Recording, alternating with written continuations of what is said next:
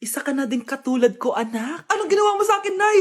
Kakaiba yung nararamdaman ko. Gusto mo malaman ang totoo, di ba? Isa akong diwata mula sa mundo ng Encantasia.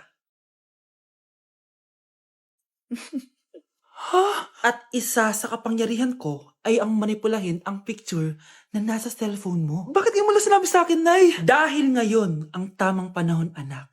At nasa katawan mo na ang kapangyarihan na para sa'yo. Pero, paano ko malalaman kung ano yung kapangyarihan ko? Ikaw ang tutuklas niyan, anak. Ano kaya magiging kapangyarihan ko? Baka nagiging invisible ako.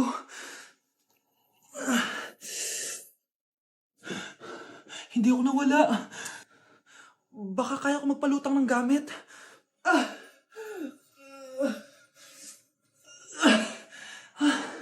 Hindi lumutang.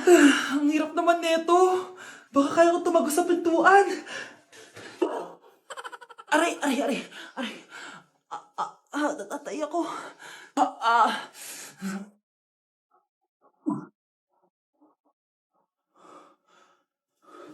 Ano yun?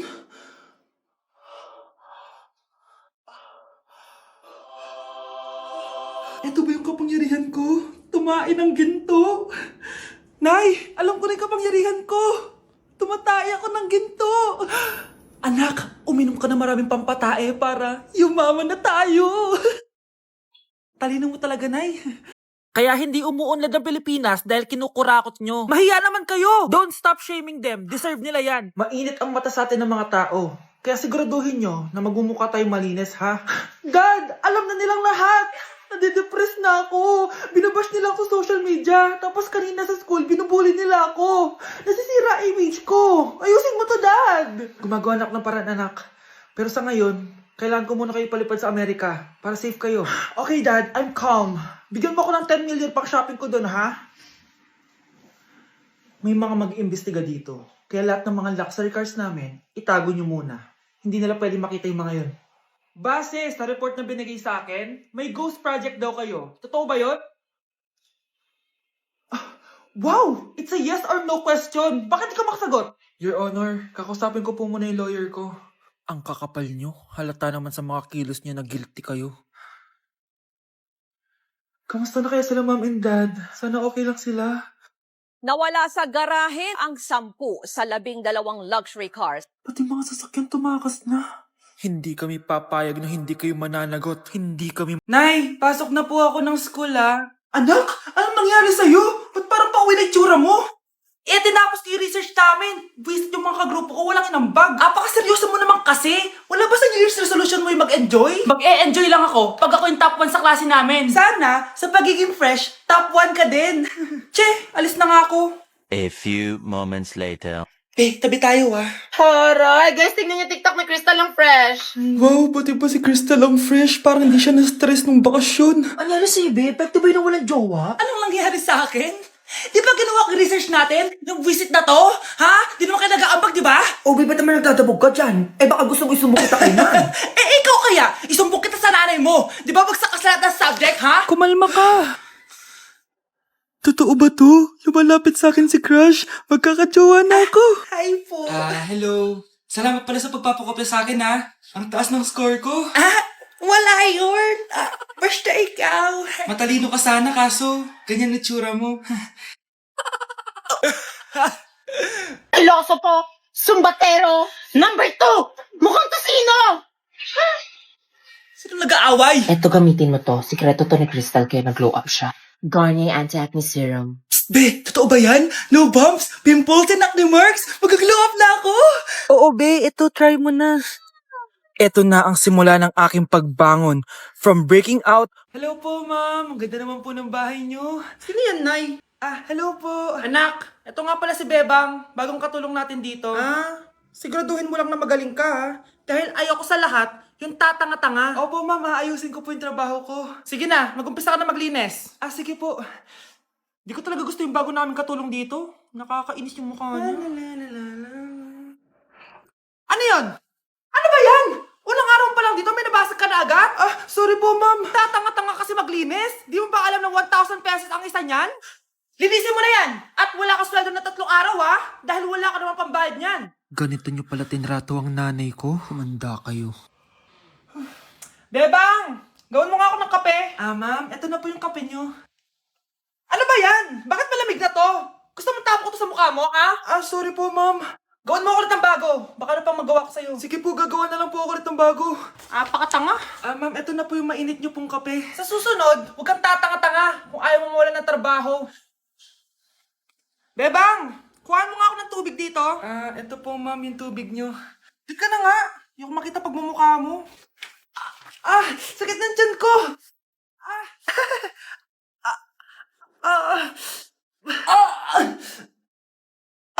Anak!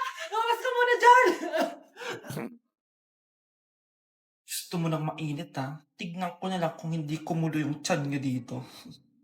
Ma'am, eto na po yung mainit nyo pong kape. Eto po, ma'am, yung tubig nyo. Hindi ko kayo mapapatawad sa ginawa nyo sa nanay ko. Nag-uumpisa pa lang. Kuya, try mo po yung sikat na mango na ice cream. Mango na ice cream? Mango is my favorite flavor, so let's try it. Wow, parang ang sarap niya. Tara, bili tayo. So, papunta na ako sa convenience store para hanapin yung famous na mango na yan. Sabi nila meron daw dito sa Vietnam. Kaya pumunta ako dito sa Circle K. Guys, meron dito oh. Hello, kompleto. Guys, excited na ako matry ito. Bilhin na natin. Grabe, napakamahal naman ng mga yan. Ayan guys, binili ko yung mango, yung lemon, tsaka yung peach. Eto na sila. Tikman na natin. Unahin na natin tong si mango kasi ito yung pinakasikat. Sirain ko na.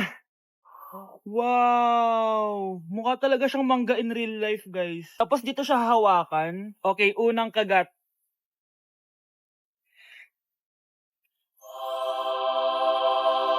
Ang sarap niya. Lasa talaga siyang mangga, promise, na may konting gatas. Medyo maasim din siya na onte. 10 out of 10 to sa akin, guys. Okay, next naman itong peach. Mukha siyang puwet ng bata, oh. Okay, kagatin na natin. Ang nostalgic ng lasa niya.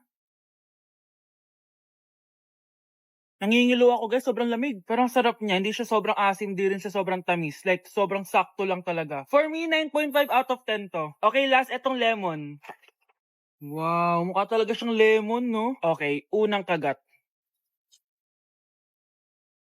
Ba't parang wala siyang lasa? Tapos, hindi rin siya lasang lemon. Parang ice cream na wala lasang wala. Wala akong nalalasahan. Alam ba kami sakit na ako? 2 out of 10 lang to sa akin kasi hindi niya ako na-satisfy. For me, masarap naman sila kaya itry nyo guys. At kung may gusto pa kayo ipatry sa akin, itatry natin yan. So, Anak ko, binilan kita ng bagong cellphone. Di ba gusto mo to? Oh, thank you po, Nay. Magagamit ko po to sa school. Nay, meron din po ba ako? Anak, sa susunod ka na lang ha. A few moments later. Wow, bagong cellphone? Ang ganda, di ba? Pwedeng patingin? Sige ate, oh. Paborito ka talaga ni nanay, no? Deserve mo naman. Salamat, ate. Deserve mo din to. Ate, ba't mo ginawa yun? Eto ang tatandaan mo. Ako ang magiging paborito ni nanay. Basag na. Aray! Nay! Oo, anong nangyayari dito? Nay, sinaktan po ako ni Kyle. Totoo ba to, Kyle? Nay, hindi po. Pinasag niya nga po yung cellphone ko eh. Hindi po totoo yan, Nay. Sinungaling ka. Kyle, anong nangyayari sa'yo? Lumalaki na ata ulo mo. Nay, may kailangan kang marinig. Deserve mo din to. Ate, ba't mo ginawa yun? Ito ang tatandaan mo. Ako ang magiging paborito ni nanay. Nay. Lalo mo lang ako binigyan ng dahilan kung bakit hindi ikaw ang paborito kong anak. Wow, Scarlett! Ang ganda naman ng bahay niyo! Pinaghirapan niyo ng mga magulang ko, Bes. Alam mo, parang ganito din yung bahay namin eh. Kaso mas malaki lang yung amin, tapos may swimming pool. Ganun ba, Bes? In fairness, ang laki na TV niyo oo, 75-inch yan. Pero parang mas malaki yung sa amin. 120-inch kasi yung sa amin, parang sine na nga eh. Laki nga, Bes. Wow! Eto kwarto mo, Bes. Ang ganda. O, diba? Ako nag-design neto. Alam mo, Bes, yung kwarto ko, may second floor. Tapos may walk-in closet pa. Parang wala kang ganun. Hoy, di ka una, bes. Anong nangyari dito? Anak, magugas ka na ng plato dito? Ito na po, Nay. Ang dami naman neto. Ay, buti na lang talaga may bida. Wow, Bes. Ang syala naman ng dishwashing soap nyo. Ah, eto ba, Bes? Alam mo ba, si Coco Martin ang may-ari neto at siya mismo ang namili at nag-test neto. Talaga ba, Bes? Oo naman, Bes. Bida kontra sebo to. Oh, di ba? Natanggal agad ang sebo. Di tulad na nakasanayan. Bida sa sulit dahil konting patak lang, madami ka na mahuhugasan. Bida sa bula, tignan mo naman, di ba? Ang dami. At syempre, bida sa bango. Nakakasyala talaga yung lemon plus calamansi scent. Malinis ang amoy. Ang ganda nga niyan, Bes. Pasado talaga sa akin tong gawang Pinoy, kaya oras na para palitan ang nakasanayan. Dahil nandito na ang bida. Eh, saan naman mabibili yan, Bes? Mabibili to sa TikTok Shop at sa Suking Sari Sari Store. Available in 700ml, 200ml, and 20ml. Sobrang mura, di ba? Kaya bida sa bulsa. Bida sa linis. Hi guys, samahan niyo ako maglaba. Pero, mag-isa lang ako. Samahan mo ako, Bunch. Natatakot ako. Ayaw ako samahan ni Ane, Bunch. Guys, tignan naman no. Sobrang tahimik dito. Ito na yung mga lalabhan, guys. And syempre, naglalaba tayo dito. Di naman tayo mayaman para araw-araw magpalit at bumili. Guys, nasa 8th floor na ako. Grabe, nakakatakot, oh. Parang may umubo.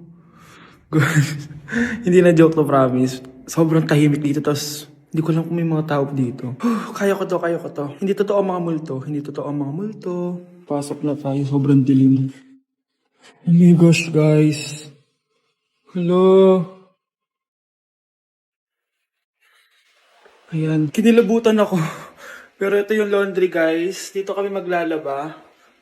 Akala ko... Narinig yun? Hindi ko alam, baka tinatakot ko lang sarili ko. Okay, pero maglalaba tayo. Actually guys, hindi naman ako matatakot kung may multo dito kasi hindi ko rin naman sila maintindihan. Japanese yung mga multo dito, guys. Nissan, Honda, Mitsubishi. Baka biglang may maghanap ng hustisya dito sa hallway. Ang katakot. Bantayan niyo ako, guys, ha. Pag may gumalaw, sabihan niyo lang ako. Comment kayo.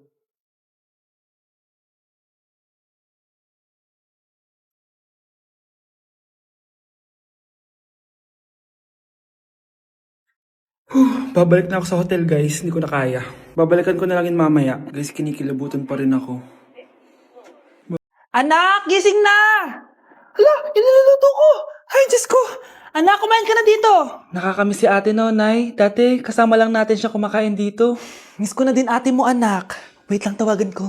Hi, Nay! Ay, hello, anak! Kamusta ka na dyan sa Manila? Eto, Nay. Malapit na akong gumraduate. Sa wakas naman, anak. Kapag nag-graduate ka, makakauwi ka na dito sa probinsya. Nay, may sasabihin pala ako sa'yo. Hello, anak! Nay! Hello, anak! Nay, choppy ka, Nay! Ang bagal naman ng internet ni nanay.